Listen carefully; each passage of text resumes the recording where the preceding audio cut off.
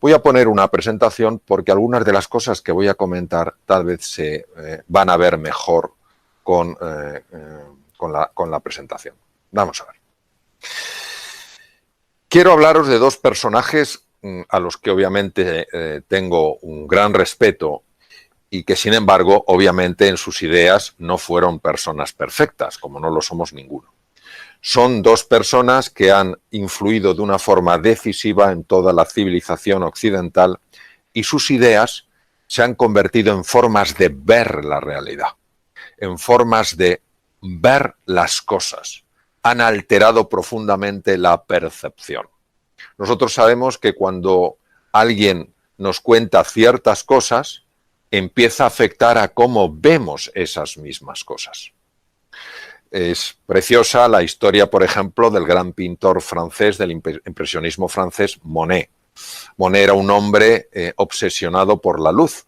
Si ponemos un cuadro de Monet a una persona que no conoce muy bien el impresionismo, dirá, bueno, no está mal el cuadro. Si le contamos la historia de Monet, su obsesión por la luz, que Monet desarrolló un interés tan grande por ver distintos matices de la luz, que cuando padeció unas cataratas y le dijeron que se tenía que operar porque estaba viendo la luz como nunca antes la había visto, decidió que no se quería operar y le dijo al oftalmólogo, doctor, usted me quiere quitar algo que llevo 40 años buscando.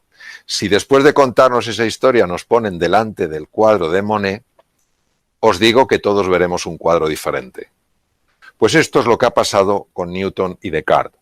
No cabe duda que Newton, desde el punto de vista de la ciencia, Descartes, desde el punto de vista de la filosofía, han hecho unas aportaciones maravillosas a nuestra vida. Sin embargo, cometieron un error muy lógico, no fueron ellos los únicos, de alguna manera fueron los que, a modo de grandes megáfonos, impactaron más en nuestra forma de ver la realidad.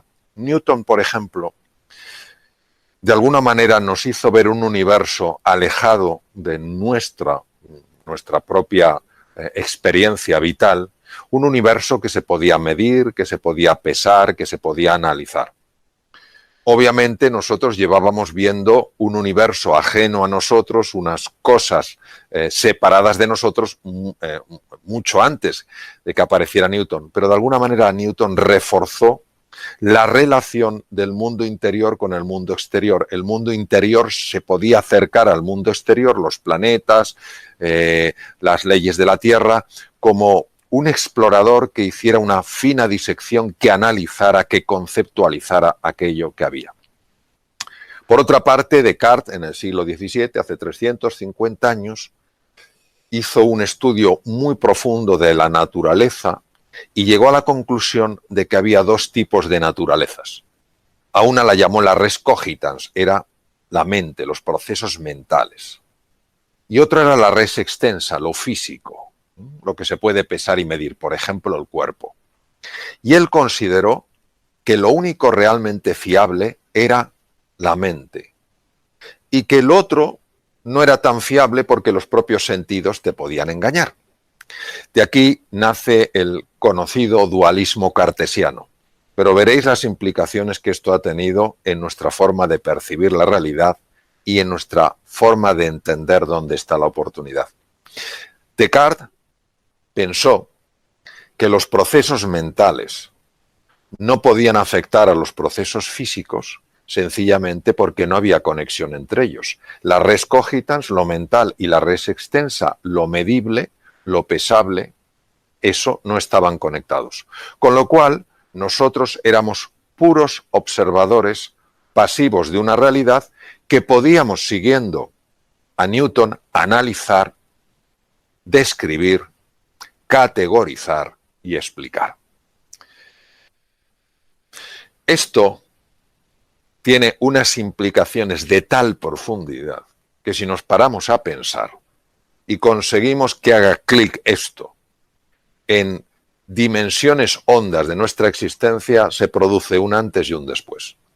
Resumiendo lo que hemos visto hasta ahora, Newton y Descartes, como muchos otros científicos y filósofos anteriores, nos hacen percibir que el mundo exterior está fuera, el mundo interior es el que está dentro de mí, no están conectados y lo que yo puedo hacer en relación al mundo exterior es sencillamente entenderlo, manipularlo, analizarlo, categorizarlo y explicarlo. ¿Qué es lo que ocurre? Pues que esto lleva al ser humano a una situación apasionante. Una situación apasionante cuando el mundo que ha conocido, el mundo exterior que ha conocido, cambia bruscamente. Ya no es el mundo de antes. Si os dais cuenta, antes podíamos pasear donde nos diera la gana. Podíamos ir a un cine, podíamos ir a un teatro, podíamos ir a un restaurante a celebrar una noche magnífica con nuestros amigos, podíamos abrazar a nuestros padres, a nuestros hermanos, a nuestros amigos, darnos la mano, darnos besos, y ese mundo de repente desaparece. Teníamos una situación económica que nadie podría decir que era especialmente fácil, pero estaba más o menos gestionada. Teníamos nuestros problemas, nuestras dificultades y de repente enormes paralizaciones de empresas. No se puede ir a los hoteles tienen que cerrar. ¿Qué pasa con el turismo? ¿Qué pasa con los aviones, líneas aéreas que quiebran? Entonces, este mundo de repente adquiere todo aquello que a nosotros los seres humanos nos disgusta. Incertidumbre, ambigüedad, volatilidad, complejidad, me siento inseguro. Y entonces me tiendo a aferrarme a lo que sé hacer, a mantener mi estatus como sea, a seguir fiel a mi grupo, porque lo que quiero es sentirme seguro. Ahora, aquí es donde nos tenemos que parar un instante, queridos. ¿Por qué me siento seguro en mi zona de confort? ¿Y por qué me siento inseguro ante ese otro mundo exterior a mí que ha cambiado? Precisamente porque me veo ajeno a él. Creo que el mundo exterior está ahí, el mundo interior está aquí. Por eso cuando me han hecho alguna entrevista y me han preguntado ¿cuál cree que es el mundo que nos vamos a encontrar? De nuevo vemos en esta misma pregunta el reflejo del paradigma de la forma de ver de Cartesio. Nos lo vamos a encontrar porque es ajeno a nosotros. ¿Y si esto fuera un error de primer orden? Que tuviera unas consecuencias absolutamente extraordinarias. Imaginaros el mundo que se nos puede abrir si descubrimos que hay un error, tanto en la visión de Newton como en la visión de Descartes y en la visión de muchas otras personas. Dejadme que os explique ahora un aspecto de lo que se llama la neurociencia afectiva. La neurociencia afectiva es la parte de las neurociencias, las ciencias del sistema nervioso, que estudia todo lo que tiene que ver con el mundo de los sentimientos y de las emociones. En el centro de la imagen veis un punto rojo. Ese punto rojo es la amígdala. La amígdala, hay dos amígdalas, las que tenemos obviamente en la garganta y las que tenemos en el cerebro, que no tienen por supuesto nada que ver. Me refiero naturalmente a las que tenemos en el cerebro. En ese núcleo que veis ahí, tan pequeñito, tiene el tamaño de una almendra aproximadamente, está ni más ni menos que el núcleo central del miedo. Es nuestro detector de miedo. ¿Qué quiere decir? Que si yo este mundo que está envuelto en una pandemia, solo lo percibo como ajeno a mí, a ver qué más desgracias me trae. Si solo veo un mundo incierto, hostil, volátil, ambiguo, y yo me veo a mí mismo como una víctima que tiene que ver cómo sale adelante ante esta tormenta que está sacudiendo a la humanidad entera, os voy a decir lo que pasa. Lo que pasa es que se activa ese núcleo central del miedo en la amígdala y se desactiva lo que veis ahora en color rojo. Ni más ni menos que la parte del cerebro que es absolutamente imprescindible para adaptarse. Es un momento para recordar la frase genial de Charles Darwin: no es la especie más fuerte ni la más inteligente la que sobrevive, sino la que mejor se adapta. ¿Cómo nos vamos a adaptar, queridos? Si la parte del cerebro, la parte más moderna, la corteza prefrontal, no funciona adecuadamente porque está activado el núcleo central del miedo. Ni podremos negociar, ni podremos ser creativos, ni podremos innovar, ni podremos emprender, ni podremos cooperar, ni podremos descubrir la oportunidad en medio de la dificultad, porque si hay una estructura en el cerebro clave precisamente para que eso suceda, es esa región, las áreas prefrontales del cerebro. Luego nosotros tenemos que ver cómo se puede desactivar ese núcleo central del miedo para que pueda mantenerse activada la zona que nos va a permitir a todos adaptarnos, mejorar, crecer y evolucionar.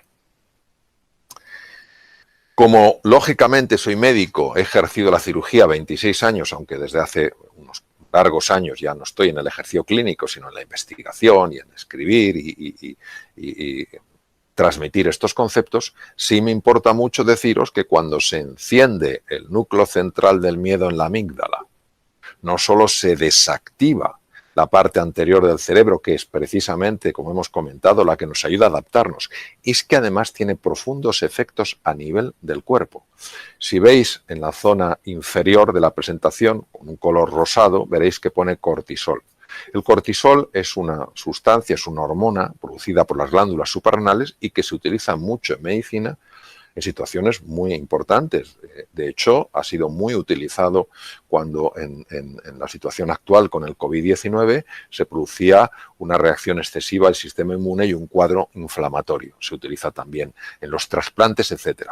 Pero cuando el cortisol es liberado por procesos mentales que están interpretando un territorio incierto como un territorio hostil sin siquiera haberlo conocido, solo por unos fragmentos de información, por importantes que sean, el cortisol empieza a liberarse de una forma anómala en la sangre, no gestionada por un profesional, sino anómalamente en la sangre, y esto no solo afecta a los órganos que veis debajo, tubo digestivo, hígado, sistema cardiovascular, corazón, pulmones, sino a esa célula que veis a la derecha, que es una de las células más sensibles al cortisol. Es el linfocito asesino. Imaginaros lo brutal que tiene que ser en su ataque para que a este linfocito, que es parte de nuestro ejército, le llamen asesino. A mí me recuerda en la guerra de las Malvinas, cuando decían que los británicos iban a mandar a las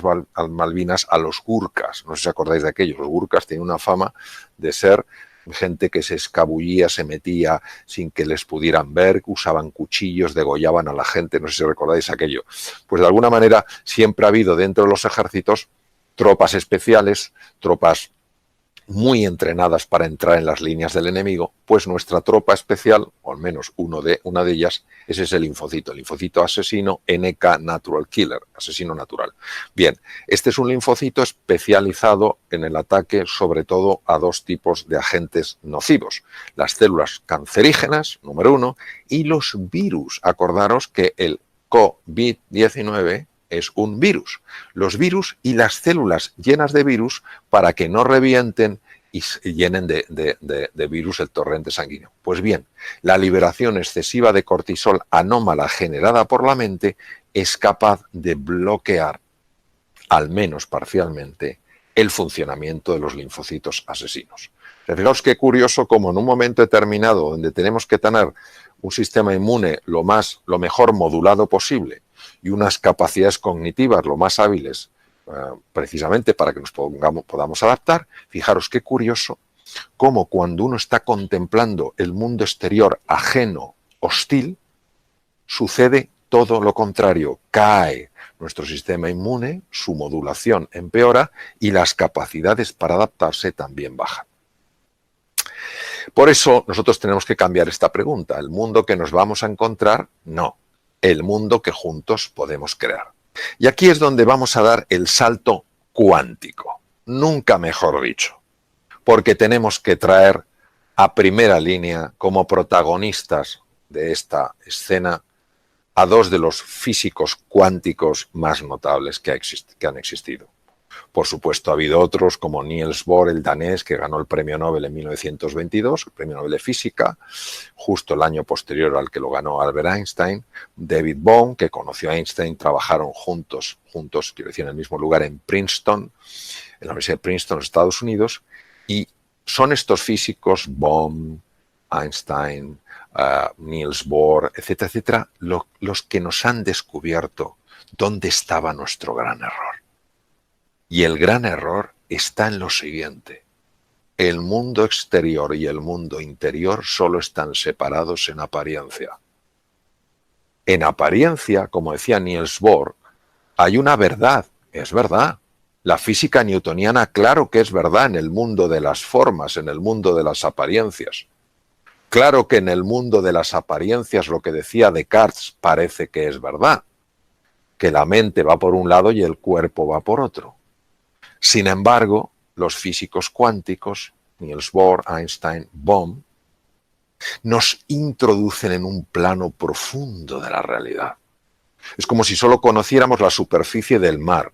Y Newton y Descartes nos hubieran hablado de superficie del mar, que tiene cosas apasionantes. Y está la tierra firme y nos la hubieran descrito, diríamos, qué maravilla, qué continentes.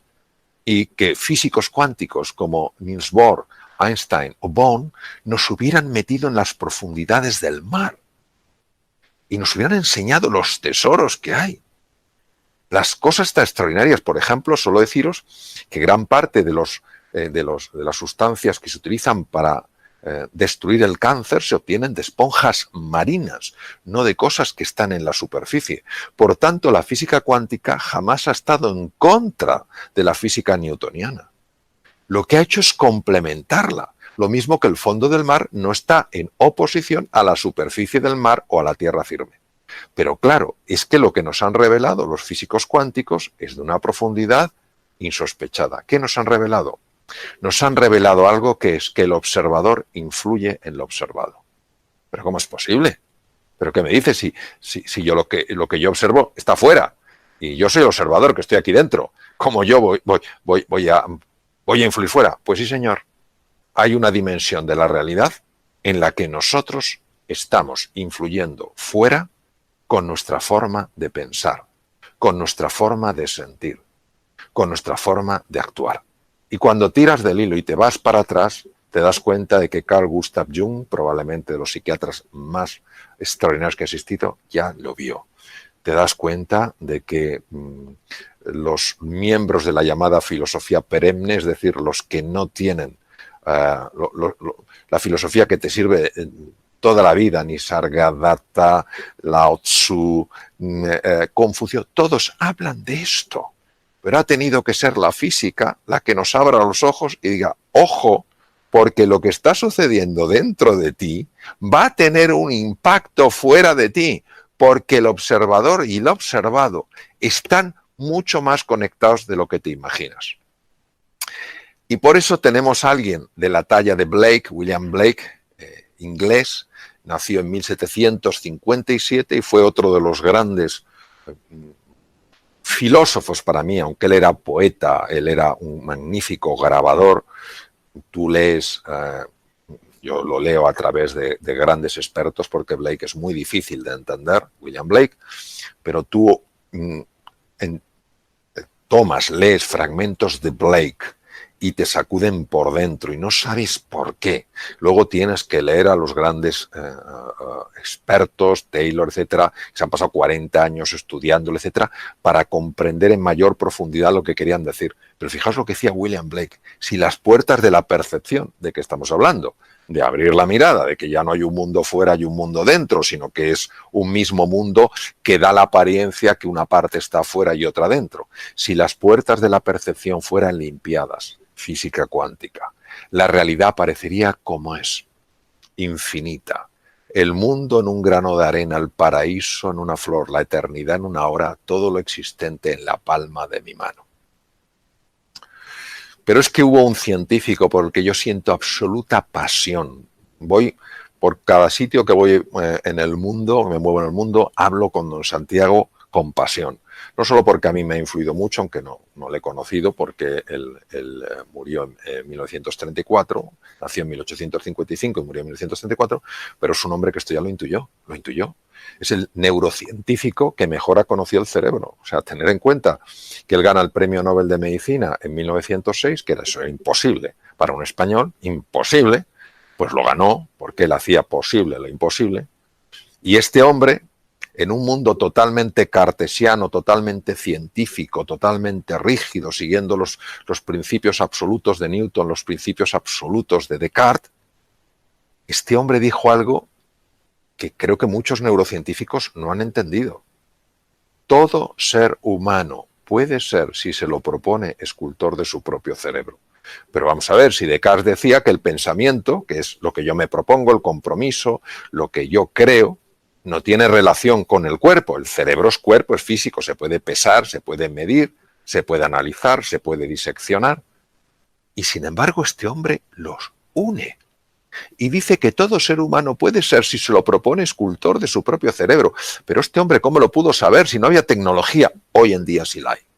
Y sabemos que la neuroplasticidad, la formación de nuevas neuronas, la formación de nuevas conexiones entre las neuronas, depende tremendamente de la forma de pensar. Por eso cuando escribí Reinventarse hablaba precisamente de eso, de lo que verdaderamente Cajal había descubierto, que el ser humano se puede reinventar, que la mente, los procesos cognitivos, naturalmente que conectan con los procesos físicos, porque son dos realidades que se pueden distinguir, pero no se pueden separar. De alguna manera, don Santiago, que de alguna manera precedió a algunos de los grandes físicos cuánticos, porque él gana el premio Nobel en 1906 por sus estudios de la teoría de la neurona, y en 1921, con el efecto fotoeléctrico, gana Einstein el premio Nobel de medicina. Es decir, estamos hablando de personas muy cercanas en la dimensión del tiempo. O sea, fijaos qué cosa más bonita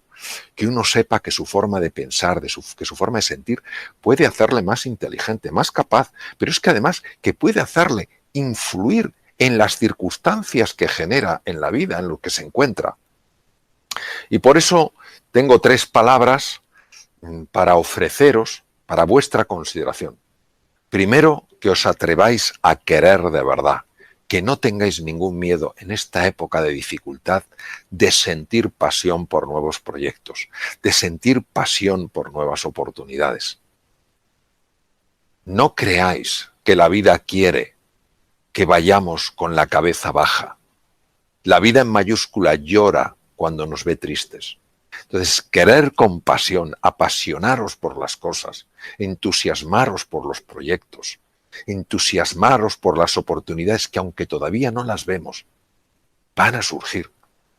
En 1900 en Londres había 1 millón de caballos.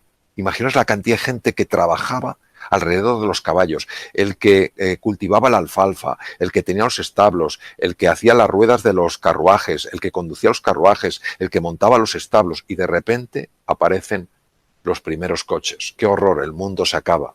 Imaginaros la cantidad de trabajos, de oportunidades, de posibilidades que han abierto los coches. Entonces, querer con intensidad, sentir pasión, porque hay un mundo de oportunidad. Ya sé que no lo vemos, ya sé que no lo vemos. Comentaba al principio de esta sesión que la oportunidad disfruta yendo absolutamente disfrazada, que no se la vea. Segundo, una vez que os hayáis apasionado, empezar a imaginar eso cómo se puede hacer realidad. Uno de los errores que cometemos, desde mi punto de vista siempre, en cuanto a la imaginación, es confundir la imaginación con la fantasía. La fantasía es un acto donde 2 elementos desconectados y inconexos yo los uno. Por ejemplo, si pienso en un unicornio, pues cojo un caballo, pienso un animal que tenga un cuerno, como puede ser un rinoceronte, los uno y tengo un unicornio. Eso es una fantasía. Es fantasía. La imaginación es una capacidad creativa en el ser humano. Cuando tú quieres de verdad algo y empiezas a imaginarlo, empiezas a crearlo. Por eso uno acaba creando lo que imagina, porque como el observador se afecta al observado, lo que tú imaginas que está animado con el fuego de la pasión busca su expresión natural en el mundo exterior, generando circunstancias favorables para tu avance, para tu progreso. Porque el mundo interior y el mundo exterior, de nuevo, recordémoslo, son parte de la misma realidad. Podemos distinguirlo, pero no podemos separarlo. Lo que sucede dentro de mí también afecta a lo que me pasa a mí. Entonces, y para abreviar, haciendo un resumen, evitemos, queridos, tomar la posición de una víctima. Ya sé que esta situación es dura. Hablo con conocimiento de causa. Esta situación es muy dura. No le quitamos dureza. Ahora, esta situación no es más dura ni más fuerte que lo que somos nosotros sacando nuestra mejor versión y ayudándonos unos a otros. Enfoquémonos en conseguir lo que queremos, no evitar lo que no queremos. Si estamos hablando de pasión, si estamos hablando de entusiasmo, uno no se entusiasma por evitar lo que no quiere, uno se entusiasma por conseguir lo que realmente quiere. Recordemos siempre que la imaginación tiene en sí la capacidad de crear, no solo de describir, sino de crear, de materializar. Utilicemos un lenguaje que nos ayude, no que nos anule. El lenguaje es nuestro pensamiento. Nuestro pensamiento es lingüístico. Si no tuviéramos lenguaje no podríamos pensar. No se puede pensar sin lenguaje. No es posible. Son lo mismo. Y decía el gran filósofo austriaco Wittgenstein, los límites de mi lenguaje son los límites de mi mundo. Si usamos palabras constantemente como problema, hecatombe, desastre, tristeza, lamentación, horror, nuestro mundo se va a hacer muy pequeñito. Si reconocemos que eso existe y ponemos el énfasis en la oportunidad, en el desafío, en la cooperación, en la generosidad, en la pasión y el entusiasmo, nuestro mundo se va a expandir. Y sencillamente esto no se trata de vender nada. Esto se trata de compartir algo que cuando uno de alguna manera, aunque sea humildemente, lo engancha, te abre un mundo de posibilidad. Entonces, que nos abramos a la posibilidad de que lo extraordinario pueda manifestarse en nuestra vida, en tu vida. Napoleon Hill no es un hombre muy conocido en España, es un hombre muy conocido en Estados Unidos, ya falleció hace muchos años. Y siempre me impactó mucho esta frase que le corresponde a él y por eso hay que poner su nombre al lado de la frase. La oportunidad viene envuelta en ropa de faena.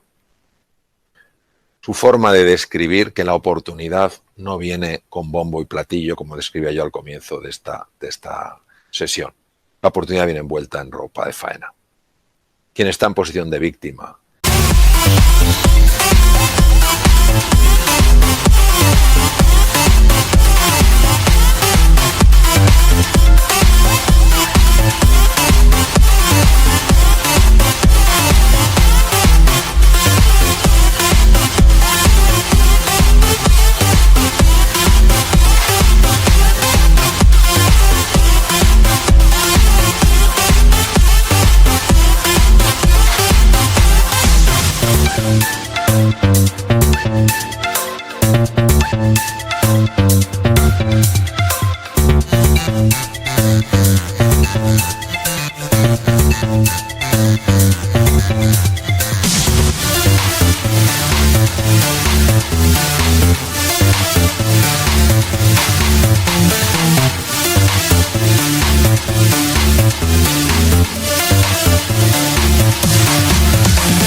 quien está utilizando un lenguaje donde solo caben los problemas, las dificultades, las limitaciones, los desastres, las hecatombes, no la va a ver.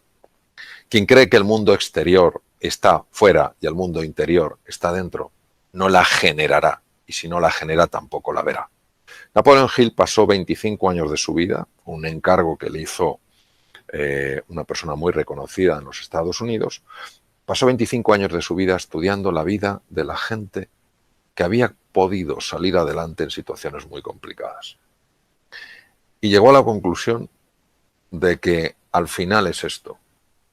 Si tú te entusiasmas, si tú imaginas, si tú cada vez que te caes al suelo, en lugar de quedarte mirando el suelo, empiezas a mirar al horizonte, empiezan a manifestarse, a aparecer oportunidades en tu vida. Entonces eso es lo que yo quiero dejaros como final de esta sesión, que busquéis la oportunidad, que esa oportunidad está. Que uséis los recursos extraordinarios que tenéis para decir sí a la vida, para decir sí a este nuevo mundo que nos encontramos. Cuidaros mucho y un abrazo muy fuerte.